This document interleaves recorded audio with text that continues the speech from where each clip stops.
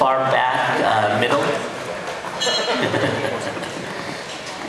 Far back middle. Hey, hi George. Hey, Steve Futterman from CBS News. I wanted to ask you a couple questions. First of all, can you talk about what in your heart makes you want to get involved in so many programs, so many issues that are helping people who need help?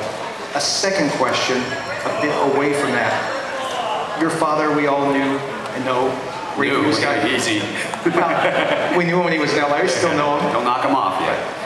Can you just talk about this whole concept of being someone in the spotlight, yet desiring privacy? I know you can't expect total privacy, but you do expect a certain amount of privacy, and that sometimes becomes a conflict for many big names. Well, so we'll work.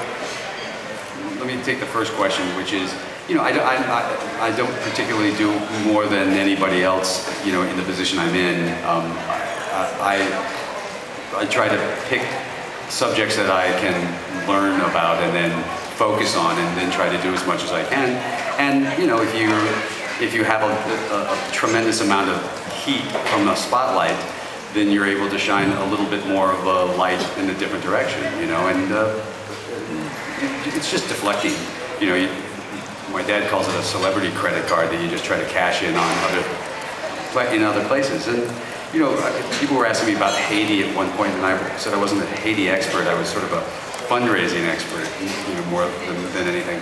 But it's not more than you could name dozens of people in the music industry and in my industry and in millions of other industries. By the way, they're doing the same thing.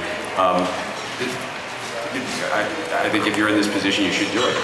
And in terms of privacy, I grew up in a family of well-known people. I had I also grew up the son of a newsman, so I always felt that more important than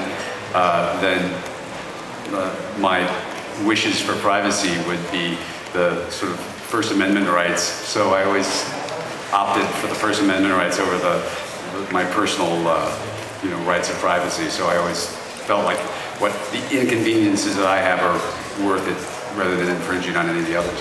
So, in the third row here, on your right side.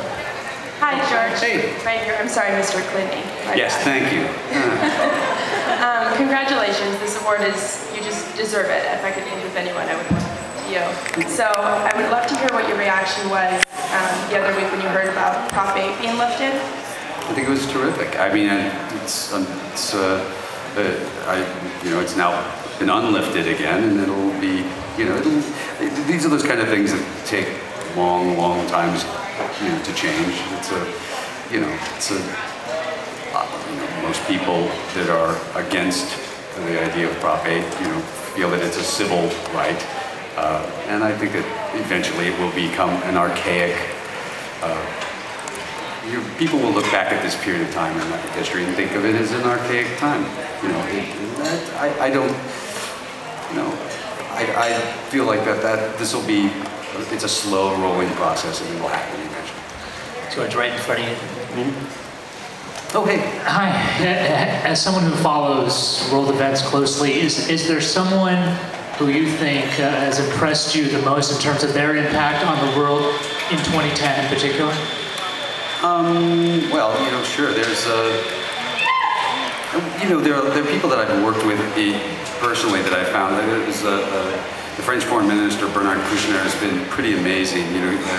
Sort of started Doctors Without Borders, but he's always very involved in other events, and I know him personally, and I've stumbled